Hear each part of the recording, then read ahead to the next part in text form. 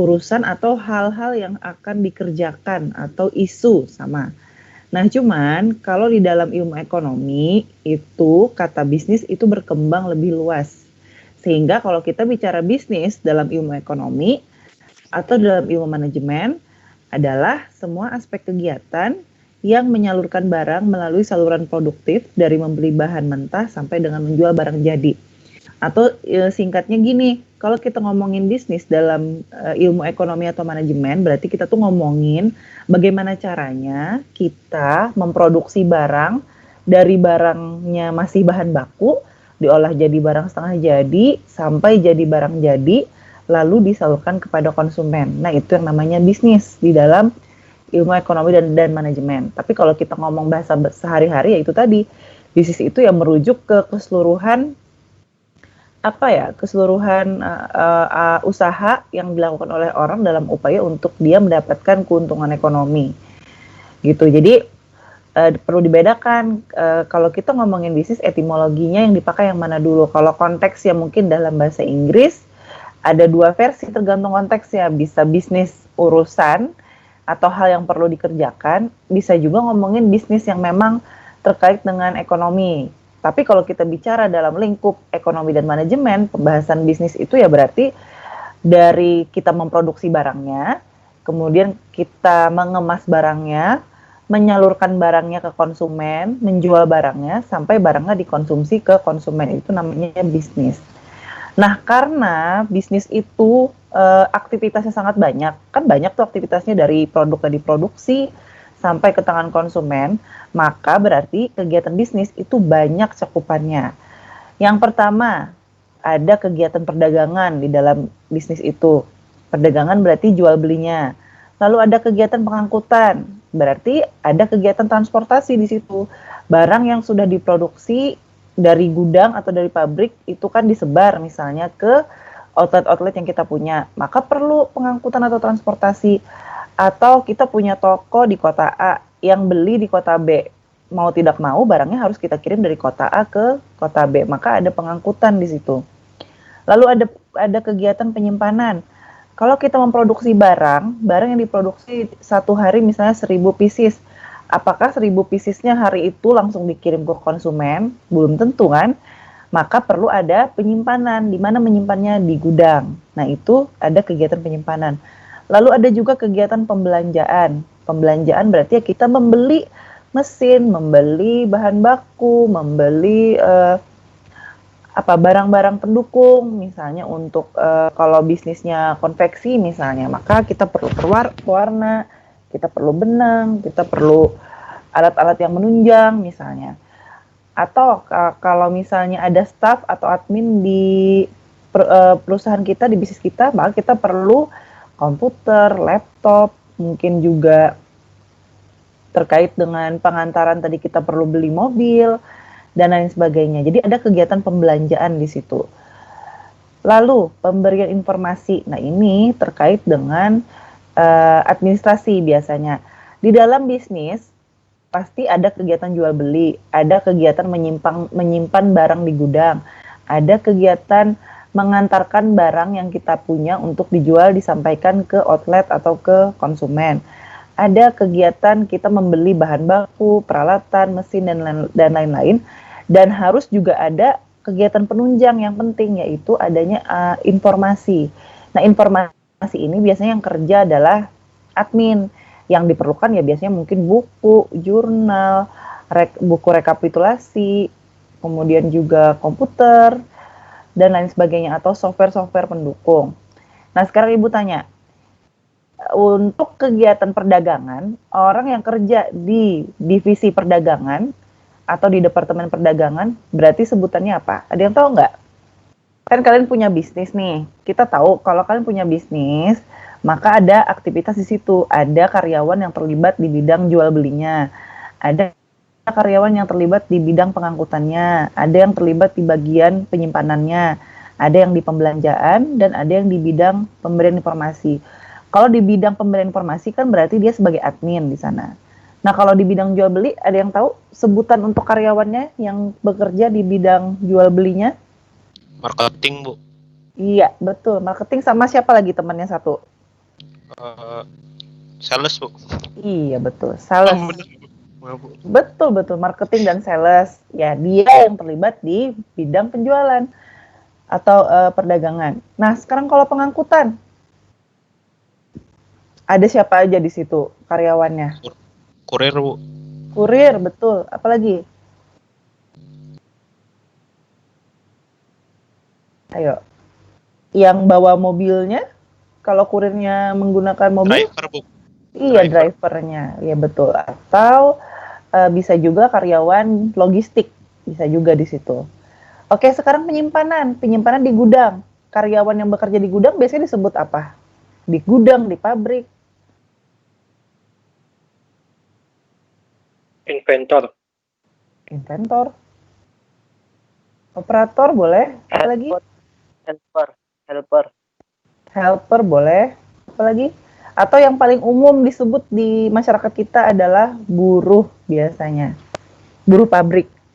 Dia kerjanya di pabrik, di gudang. Itu. Tapi supervisor atau mandor, bahasa kerennya kan supervisor. Nah, itu dia juga kerja di gudang atau di bidang penyimpanan. Nah, di pembelanjaan.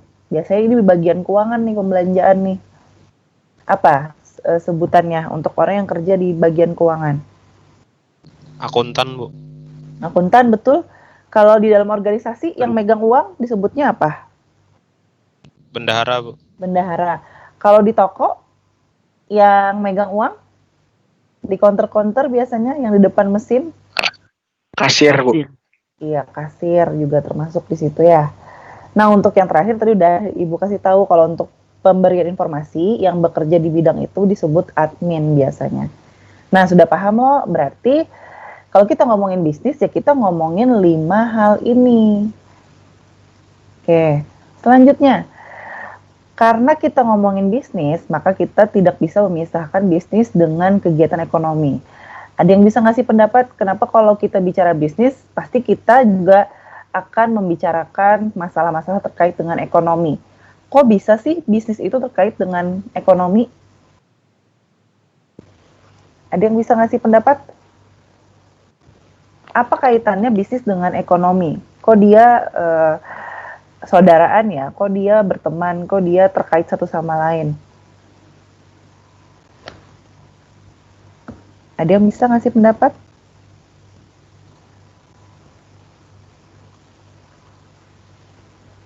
Boleh dinyalakan mikrofonnya. Ekonomi itu sebenarnya apa sih? Ayo yang lulusan IPS. Dalam bahasa sehari-hari kalau kita bicara ekonomi berarti kita bicara hal-hal yang ada kaitannya dengan apa? Keuangan, Bu. Iya, keuangan. Nah, pertanyaannya justru itu. Kenapa kalau kita ngomongin bisnis, kita juga akan membicarakan hal-hal yang terkait dengan keuangan? Kenapa yuk? Karena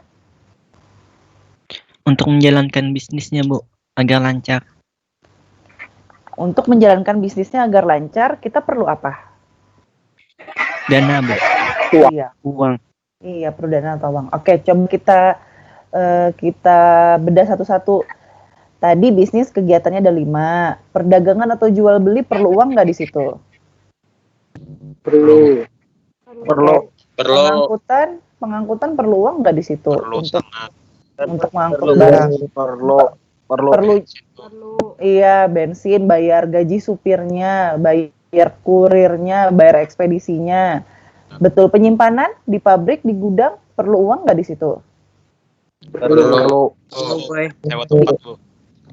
Di mananya perlu Sewa uangnya tempat. di gudang? Iya, sewa tempat, Sewa betul. tempat, Bu. Beli mesin, peralatan, bayar buruhnya, dan lain-lain. Oke, pembelanjaan, orang akuntannya, kasirnya, Sama mesin perlu, Bu. kasirnya, ya. Admin, admin yang terakhir. Perlu semua, Bu. Admin gajinya, Bu. Ya, betul. Nah, oke. Nah, makanya akhirnya kalau kita ngomongin bisnis tidak bisa lepas dari kegiatan ekonomi. Karena betul untuk menjalankan bisnis kita perlu modal uang. Dan setiap kegiatan tadi kan perlu uang. Jadi makanya kalau kita membahas kegiatan bisnis kita mau nggak mau juga harus membahas kegiatan ekonomi. Nah, masuk ke ekonomi kita bahas dulu ada berapa sistem perekonomian di dunia? Nah, kurang lebih itu ada 4 yang paling berbeda. Sebenarnya mungkin ada yang sistemnya campuran, kayak di Indonesia kan kita campuran. Kita kan sistem ekonominya Pancasila. Sistem ekonomi Pancasila itu campuran antara kapitalis dan sosialis. Nah, kita bahas satu-satu ya. Sistem ekonomi di dunia biasanya itu ada 4, ada yang kapitalis, ada sosialis, ada fasis, dan ada komunis. Negara kapitalis itu biasanya dia negara yang sangat bebas. Mungkin contohnya di Amerika, negara-negara Eropa. Bebasnya seperti apa? Negara kapitalis itu biasanya membuka seluas-luasnya masyarakat untuk mendirikan perusahaan dan memperjualbelikan barang apapun, termasuk mungkin ya obat-obatan terlarang, bahkan seperti PLN, Telkom, PDAM itu semuanya dikuasai oleh swasta. Jadi kepemilikan negara tidak ada. Kayak gitulah kalau negara kapitalis. Nah, ini berbanding terbalik dengan sosialis. Kalau negara sosialis justru terbalik. Kalau sosialis dia semua-muanya itu dimiliki oleh negara. Tapi biasanya terkait dengan yang terkait dengan hajat hidup masyarakat. Misalnya bidang air, PDAM itu dikuasai negara. Terus tambang itu semuanya dikuasai oleh negara. Kalau Indonesia kan enggak, kita tambang tidak semuanya dikuasai oleh Indonesia. Terus minyak itu semuanya dimiliki oleh negaranya, nah itu sosialis. Terus jaringan listrik, jaringan telekomunikasi, semuanya operator provider itu adalah dimiliki punya negara. Kalau kita kan ada provider yang juga punya swasta. Nah, itu dia sosialis. Nah, kalau fasis ini biasanya dulu diterapkan di Jerman waktu pemerintahannya Hitler. Jadi kalau fasisme ini dia sistem ekonominya biasanya dipimpin oleh negara yang sifatnya militer. Jadi kalau di negara tersebut kepemimpinan tertingginya di tangan militer, biasanya sistem ekonominya fasis. Nah, fasis ini dalam arti dia semuanya dikuasai oleh negara, tapi ada perhitungan status sosialnya. Jadi dia masih mengenal kayak kasta-kasta. Jadi ada kasta pekerja, ada kasta politikus, ada kasta petani misalnya gitu. Dan setiap kasta itu biasanya sebutannya bukan kasta ya, status sosial. Nah, setiap status sosial itu punya batasan lagi. Boleh berusaha apa, boleh berbisnis apa. Itu di negara fasis. Tapi kalau sekarang sangat sedikit yang menerapkan fasisme ini. Nah, kalau yang terakhir nih yang paling gampang. Negara komunis, biasanya sistem ekonominya juga komunis. Nah, komunis ini dia saudaraan dengan fasisme. Tapi kalau di komunis itu tidak ada status sosialnya. Semuanya sama rata, masyarakat tidak ada yang kaya, tidak ada yang miskin, semua sama. Karena 100% sumber daya di negara tersebut dikuasai oleh negara. Jadi yang memegang perusahaan seluruhnya itu dikuasai oleh negara. Jadi tidak ada perusahaan swasta kalau di negara komunis. Kayak gitulah. Jadi perlu diketahui itu 4 sistem ekonomi, karena kalau kita ingin membangun bisnis dan kalian misalnya mau go internasional bisnisnya, terus negara yang kalian tuju adalah misalnya Korea Utara, Rusia, Kuba misalnya. Ya kalian mikir kira-kira bisa nggak ya masuk ke sana gitu. Kan kita harus tahu dulu sistem ekonominya gimana, bisa nggak bisnis kalian berkembang di situ.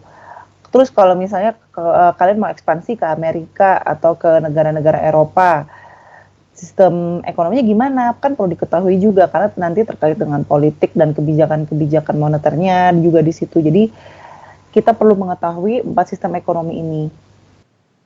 Karena dia mempengaruhi jalannya bisnis di suatu negara. Oke, lanjut. Unsur-unsur penting kegiatan perekonomian. Ini maksudnya adalah kalau kita mau membuka bisnis, kita harus menyiapkan 6M ini. Ada manusia, yang pertama, manusia di sini sebagai tenaga kerja tentunya. Sebagai orang yang melakukan manajemen terhadap bisnisnya. Lalu yang kedua ada modal. Modal berarti berupa apa? Uang, Bu. Betul, uang. Ya. Terus yang ketiga, kita juga harus menyiapkan material. Material berarti berupa apa? Bahan, Bu. Bahan bakunya, betul, bahan baku. Kalau kita mau bikin usaha furniture misalnya, ya kita perlu bahan bakunya kayu, bahan bakunya mungkin alat-alat yang mendukung untuk membuat furniture itu sendiri. Lalu ada metode. Nah, ada yang bisa mencontohkan metode ini maksudnya gimana? Cara membuat tuh. Iya betul, cara membuatnya. Mau metode apa? Tradisional kah? Tradisional kah? Apa sudah konvensional? Atau mau yang lebih modern? Kalau tradisional kan berarti kita memakai tenaga manusia manual semuanya. Kalau manual ya berarti kita perlu tenaga kerja yang lebih banyak. Kalau kita konvensional, semi modern, semi tradisional berarti ada yang pakai mesin, ada juga yang pakai tenaga manusia misalnya. Maka perlu dipersiapkan juga mesin yang diperlukan apa saja, bahan bakunya apa, manusia yang dibutuhkan berapa orang. Nah, kalau semuanya modern, berarti semuanya pakai mesin.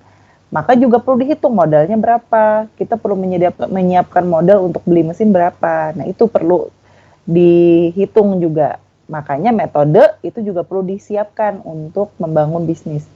Yang terakhir, belum. Yang nomor 5, manajerial. Maksudnya apa nih manajerial?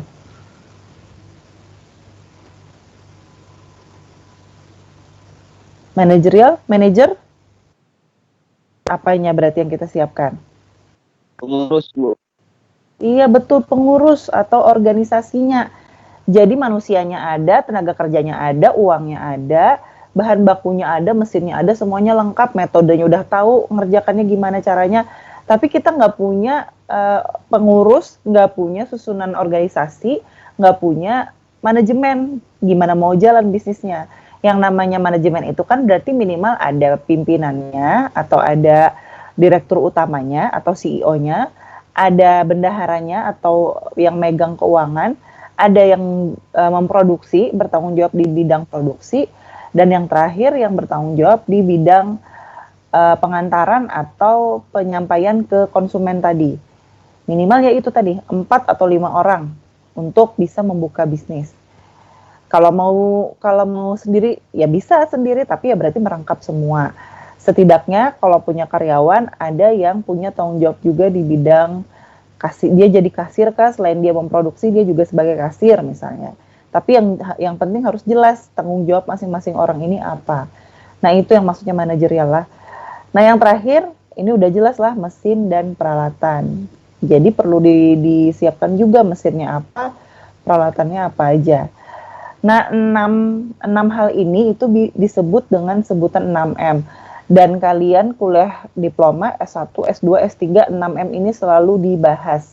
Jadi kalau anak yang kuliah di ekonomi atau dia kuliah di manajemen, kalau disebut 6M pasti udah tahu, oh 6M itu membahas ini. Ini merupakan istilah penting dan selalu dibahas sampai kapanpun, ini nggak pernah berubah dari zaman ibu kuliah dulu sampai sekarang.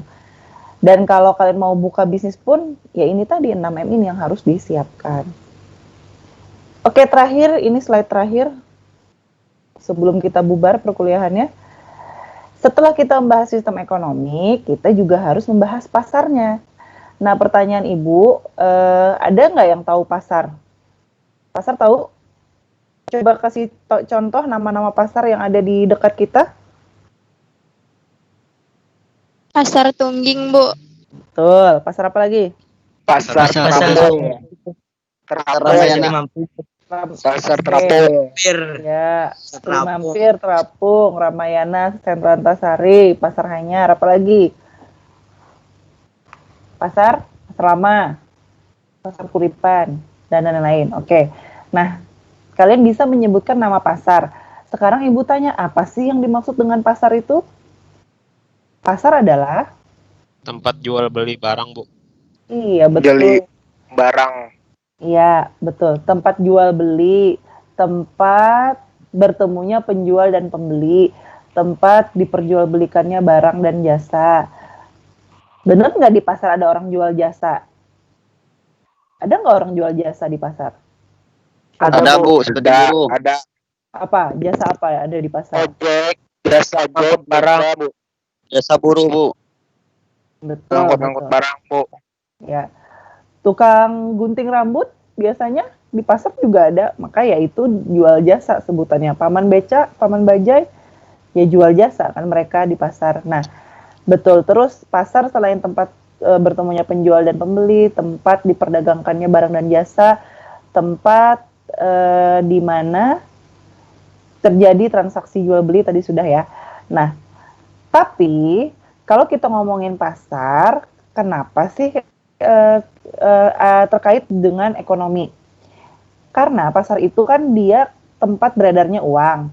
Karena pasar itu semakin besar, pasar semakin banyak juga uang yang beredar di sana. Otomatis kalau pasarnya bagus, kalau pasarnya jalan, dalam arti penjualnya banyak, pembelinya juga banyak, berarti sistem ekonomi di negaranya juga baik. Nah, tapi perlu dilihat lagi, setiap negara, beda-beda negara itu sistem ekonominya. Ada negara kapitalis tadilah, ada yang sistem ekonominya kapitalis, fasisme, sosialis, dan komunis. Itu beda-beda juga sistem pasarnya. Nah, nanti kita bedah, pasar sudi mampir itu masuk pasar yang mana. Nah, karena itu kita perlu tahu berapa macamkah jenis-jenis pasar. Jadi, kalau yang kalian sebutkan tadi itu cuma nama pasar lah, pasar sudi mampir, pasar tungging, pasar tapung, itu kan nama pasarnya. Nah, kita ini mau membahas jenis-jenis pasarnya. Yang pertama, jenis pasar yang pertama adalah pasar monopoli. Pasar monopoli itu berarti cuma ada satu penjual untuk apapun kebutuhan masyarakat. Jadi kalian bayangkan misalnya nih pasar sudi mampir, tapi isinya itu cuma satu toko. Jadi dia itu cuma sebutannya aja pasar, tapi yang ngisi sebagai penjual itu cuma satu toko. Tapi satu toko ini dia jualan baju, iya, jualan buku, iya juga, jual sembako, iya juga, jual ikan, iya juga. Pokoknya semua kebutuhan masyarakat A sampai Z itu cuma dia yang jual di pasar itu, sekota Banjarmasin. Nah, itu namanya pasar monopoli. Lalu ke pasar monopsoni. Nah, kebalikannya pasar monopsoni ini penjualnya banyak, tapi yang beli cuma satu orang. Jadi contohnya, misalnya kayak pasar, ini misalnya aja ya, misalnya pasar Hanyar misalnya, yang banyak, yang jualan di situ kan banyak tuh, ada misalnya anggap ada 100 toko misalnya di situ, ada yang jual sembako, ada yang jual ikan, jual sayur, jual baju, jual apa lagi, kebutuhan yang lain-lain, misalnya mainan anak-anak, terus kebutuhan rumah tangga yang lain-lain. Tapi penjualnya banyak, ada 100, yang beli cuma boleh satu orang misalnya. Sebut saja orang ini si A misalnya. Nah, itu namanya adalah monopsoni. Lalu pasar yang ketiga adalah oligopoli. Nah, pasar oligopoli ini anggapannya adalah satu pasar yang jualan itu banyak tapi tidak lebih dari 10. Jadi anggap aja misalnya pasar Belitung misalnya, itu cuma boleh diisi hanya 10 toko. Dan 10 toko ini boleh berbagi, misalnya toko A jualan mainan anak-anak, toko B jual sembako, toko C jual ini, toko D sampai toko 10 tapi nggak boleh lebih dari itu. Nah, itu namanya pasar oligopoli. Artinya dia semi persaingan sempurna, semi monopoli. Jadi sebenarnya dia monopoli, cuman tidak sepenuhnya. Nah, yang terakhir adalah pasar persaingan sempurna. Pasar persaingan sempurna ini adalah pasar yang tidak ada aturan apapun di dalamnya. Dalam arti, mau penjualnya sebanyak mungkin, boleh. Yang beli pun, boleh siapapun. Jadi bebas, mau jualan apapun di situ boleh. Maksudnya asal tidak bertentangan dengan undang-undang yang berlaku. Jadi mau yang ngisi 100 boleh, yang beli 1000 juga boleh di pasar persaingan sempurna. Oke, pertanyaan Ibu. Untuk pasar sudi mampir, pasar Hanyar, pasar terapung, pasar Belitung, Kuripan, dan lain-lain, pasar Hanyar, pasar lama, itu masuk di pasar yang mana? Lokal, Bu. Masuk di mana? Monopoli, monopsoni, oligopoli, apa persaingan sempurna? Persaingan sempurna. Oke, kan. Persaingan sempurna. Kenapa? Kenapa pasar kita yang di Banjar itu disebut pasar persaingan sempurna? Alasannya apa? Yang jual banyak nggak? Yang jualan di situ banyak nggak? Banyak, Bu. Yang beli? dinikmati banyak juga. Ya, Yang beli banyak, Bu. iya betul. Banyak, Bu. Ya, karena nggak ada batasan, maka betul pasar kita di Banjarmasin itu termasuk pasar persaingan sempurna. Oke, betul. Nah, kalau pasar monopoli, apa contohnya? Ada yang bisa mencontohkan? barang apa atau perusahaan apa di Indonesia yang dia itu jualan cuma dia aja sendiri, nggak ada perusahaan yang lain. Cuma dia aja sendiri. Giant.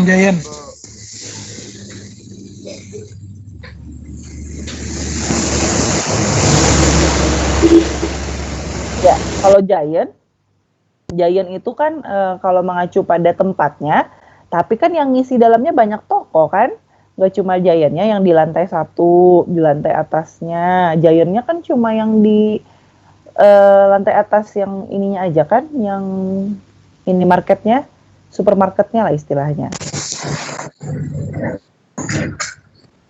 Ada yang bisa mencontohkan lagi pasar monopoli di Indonesia, contohnya yang mana? Betul, Pertamina, PLN, Telkom itu termasuk pasar monopoli di Indonesia. Kenapa monopoli? Ya karena cuman mereka aja yang boleh bermain untuk menjual beli bidang energi listrik, PLN kan dalam hal ini. Untuk kegiatan telekomunikasi itu dikuasai oleh Telkom untuk jaringan-jaringan. Walaupun sudah ada yang lain ya, seperti provider yang lain, tapi kan pada awalnya dulu itu monopoli untuk pasar telekomunikasi. Terus untuk Pertamina minyak itu masih dimonopoli oleh Pertamina kita. Nah itu salah satu contoh pasar monopoli di Indonesia. Nah kalau pasar monopsoni ada yang bisa mencontohkan? Ini Pasar sembako, Bu. Biasanya di desa-desa nih. Kayak gimana contohnya pasar sembako? Jual barang, Bu. Jual sembako terus yang beli siapa? Kan kalau monopsoni pembelinya hanya satu orang. Gimana maksudnya tuh? Kalau kalian jual sembako, misalnya nih kita buka warung di depan rumah kita, yang beli kan banyak. Orang ada tetangga kita yang beli, mungkin ada yang di kompleks sebelah yang beli, kan banyak orang jadinya yang beli. Warung. Ya, warung yang beli satu orang aja apa banyak orang? Nah, kalau pasar monopsoni itu contohnya biasanya di desa-desa. Nah, maksudnya gimana? Desa yang masyarakatnya itu sektor pencariannya ada di bidang pertanian, perkebunan, dan peternakan. Itu biasanya ada orang yang jadi tengkulaknya. Istilahnya apa? Tengkulak. Jadi masyarakat di desa itu misalnya dia mata pencahariannya bertani, berkebun, atau beternak. Tapi mau berapapun hasil ternak, hasil kebun, dan hasil taninya, itu hanya satu orang yang beli. Jadi ada yang menengkulak di desa itu. Jadi di desa itu mereka cuma bisa jual ke satu orang, misalnya sebut aja si A. Si A itu yang nanti membeli. Nah, nanti si A ini yang menjual ke Bulog misalnya untuk beras. Nanti dia menjual ke pasar Hanyar misalnya sebagai agen ayam misalnya, sebagai agen sapi misalnya. Padahal ya dia ngambil dari desa, cuman dia menengkulak di desa itu. Nah itu istilahnya pasar monopsoni. Bisa dipahami lah? Bisa, Bu. Nah, Bisa, Bu. ya itu pasar monopsoni lah. Jadi bu pasar monopsoni itu bukan yang kita buka warung, terus yang beli itu orang-orang yang beli datang seikung-seikung. Itu bukan pasar monopsoni. Pasar monopsoni ini kalau kita jualan, tapi yang beli di tempat, tapi kita tuh cuma bisa menjual ke satu orang, yaitu si A gitu. Jadi nggak bisa lagi kita jual ke B, ke C, ke D. Jadi kayak udah ada sistem kontraknya, kita hanya bisa menjual barang kita itu cuma ke si A saja gitu. Tapi nanti si A itu dia jadi agen, dia mensup di pasar Hanyar, misalnya dia mensup sayur misalnya di pasar Belitung misalnya. Nanti di pasar Lama dia mensup buah-buahan misalnya. Padahal dia ngambilnya di tempat kita gitu. Tapi kita nggak boleh jual ke tempat lain, itu namanya pasar monopsoni. Lalu pasar oligopoli, ada yang bisa mencontohkan?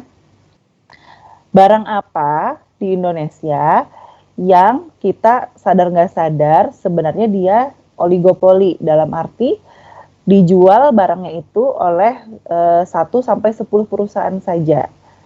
Kalau kayak Sudi Mampir kan banyak tuh barang-barangnya, lebih dari 10 yang jualan. Ada yang bisa mencontohkan? Mobil, betul. Coba dihitung. Perusahaan mobil di Indonesia ada berapa? Merek-mereknya yang beredar di Indonesia. Coba sebutkan. Honda. Honda, 1. Apa lagi? 2. Apa lagi? BMW. Hah? Mercedes. Boleh, 3. Terus? BMW 4. Terus? Daihatsu 5. Terus? Wuling. Suzuki 6. Wuling 7. Nissan 8. SMK dicoret. Oke. Datsun Bu. Oke, Datsun 9. Lamborghini. Mana ada? Mana ada Lamborghini di Indonesia. Kawasaki Bu. Rijang. Injang ya. Kawasaki. Oke, udah cukup. Nah, ya Suzuki sudah tadi. Nah, itu terbukti kan untuk pasar otomotif atau mobil itu dia termasuk pasar oligopoli. Jadi, yang jualan atau merek yang jualan mobil di Indonesia itu nggak lebih dari 10, maka dia termasuk di oligopoli. Tujuannya apa? Kok bisa sih industri mobil atau otomotif itu dibatasi sebagai pasar oligopoli di Indonesia? Maksudnya ya supaya harga mobil di Indonesia itu stabil. Coba kalian bayangkan, yang jual mobil di Indonesia tuh kayak di pasar Sudi Mampir, nah ratusan misalnya merek yang beredar di Indonesia. Jangan-jangan mobil nanti harganya bisa nggak nyampe 100 juta, jangan-jangan 20 juta, 5 juta udah bisa dibawa pulang mobilnya. Nah makanya itu dia perlu struktur pasarnya oligopoli. Contoh lagi, ada nggak? Kalau di transportasi darat tadi mobil ya, masih terkait transportasi ada yang bisa menyebutkan yang masih masuk pasar oligopoli? Betul, pesawat. Ya. Maskapai penerbangan kita ada berapa? Coba dihitung. Garuda. Indonesia. Lion. Air. Ada 4. Batik Air. Batik 10 Bu. Nah, batik itu Citylink juga Bu, Lion ya? Citylink. Ya, Citylink sudah 5 udah. Susi Air 6. Dubai Air Bu. Boeing. Boeing tuh jenis pesawatnya ada udah bangkrut. Emirates Arab Bu. Emirates nggak ada dia buka di Indonesia. Tapi datang ke sini. Sulaiman. Iya, tapi kan bukan punya kita itu kan. Kalau kayak yang mobil tadi, Daihatsu, Honda, Toyota kan memang mereka buka pabriknya di sini. Kalau kayak Emirates kan nggak punya kita, kalau Garuda kan memang punya kita. Nah itu, dia termasuk pasar oligopoli lah untuk maskapai penerbangan. Makanya harga tiket pesawat bisa dikontrol kan. Maksudnya bisa dikontrol itu ya bisa semau-mau mereka.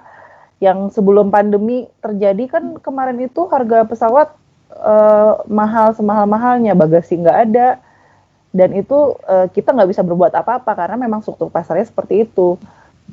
Tapi masih mending dia nggak monopoli. Kalau monopoli, jangan-jangan kita nggak pernah bisa naik pesawat sebagai rakyat jelata. Sudah, kalau pasar persaingan sempurna sudah ada contohnya tadi lah. Oke, materinya habis. Adakah pertanyaan sebelum bubar? Cukup jelas? Jelas Bu. Oke, kalau cukup jelas ada tugasnya. Ya, kalau sudah cukup jelas ada tugasnya, dikumpulkan minggu depan. Tugasnya dikerjakan berkelompok lah. Ibu masih ada hutang, Ibu belum menuliskan kelompok kalian siapa aja orangnya. Kemarin kesepakatannya Ibu yang bikinkan apa kalian pilih sendiri orangnya? Ibu yang bikinkan Bu. Ibu yang bikin. Iya. Nanti habis ini Ibu bikinkan lah anggota kelompoknya, nanti Ibu share ke grup. Tugasnya boleh dicatat ya. Mudah-mudahan ada yang rajin mencatat tugasnya. Kalian kemarin mau minta berapa kelompok? 4 apa 5 di kelas nih? 4 Bu. 5 boleh. 5 boleh. Orangnya ada berapa kemarin? 28 Bu. 28. Kalau 5 berarti oke, 5 aja deh ya. Oke, kita bikin 5 kelompok. Nanti Ibu share di grup orang-orangnya. Tugasnya boleh dicatat. Boleh sambil dilihat di layar lah. Tugasnya nanti kalian cari satu negara, setiap kelompok cari satu negara yang kalian bahas sistem ekonominya. Jadi contoh kelompok 1 nanti akan dapat tugas mencari dan menjelaskan negara yang menganut sistem ekonomi kapitalis. Dibahas sampai tuntas bagaimana penerapan sistem ekonominya. Kelompok kedua, nanti Ibu tulis siapa aja anggota kelompok 2. Kelompok 2 mencari negara yang menganut sistem ekonomi sosialis. Itu dibahas sampai tuntas di tugasnya. Kelompok 3 membahas tentang negara yang sistem ekonominya fasis. Dan yang terakhir, kelompok 4 membahas negara yang sistem ekonominya komunis. Rusia, Kuba, Korea Utara diantaranya ya. Boleh satu negara saja atau boleh lebih dari satu negara. Mau satu negara pun nggak apa-apa, yang penting lengkap isinya. Dan yang terakhir kelompok 5 itu membahas sistem ekonomi yang dianut oleh Indonesia. Tugasnya diketik di Microsoft Word dalam bentuk makalah, formatnya seperti apa nanti Ibu kirimkan di grup. Diketik di Microsoft Word, Times New Roman, size-nya 12, size hurufnya, spasinya 1,5, lalu marginnya standar. Marginnya yang standar aja, nggak usah custom. Ada pertanyaan kah? Boleh cari di Google lah, kalian mau copy paste semuanya juga boleh, sampai titik koma di copy paste boleh. Tapi masukkan di daftar pustaka, kalian copy paste-nya dari halaman mana? Oh, misalnya kalian copy paste-nya dari halaman Wikipedia, masukkan di daftar pustakanya, sumbernya Wikipedia, www.wikipedia.com misalnya. Terus kalian ngambil dari blog orang misalnya, ya tuliskan dari mana? www.infopengetahuan.blogspot.com misalnya. Jadi tuliskan di daftar pustakanya, tidak menuliskan copy paste boleh, tapi referensinya tetap harus dimasukkan di daftar pustaka. Ada pertanyaan? Ukurannya tadi berapa, Bu? Ukuran apa? Yang di Microsoft tadi. Microsoft Word, jenis hurufnya Times New Roman lah, ukuran hurufnya 12, marginnya standar, spasi antar paragrafnya 1,5. Ya, Bu. Ya, minimal 5 halaman, maksimal 15 halaman. 5 halaman boleh Ibu terima kok. Gak usah banyak-banyak. 15 halaman itu sudah termasuk cover, kata pengantar, daftar isi, daftar pustaka, dan isinya. Nanti Ibu ketikkan lagi di grup lebih detailnya. Dikumpulkan minggu depan di MS Team ya. Nanti Ibu bikinkan foldernya di MS Team untuk kalian mengumpul tugasnya. Ada pertanyaan lagi apa Siap, cukup? Bu. Siap. Cukup jelas lah? Jelas, Bu. Oke, kalau sudah Tinggal kelompoknya aja, Bu.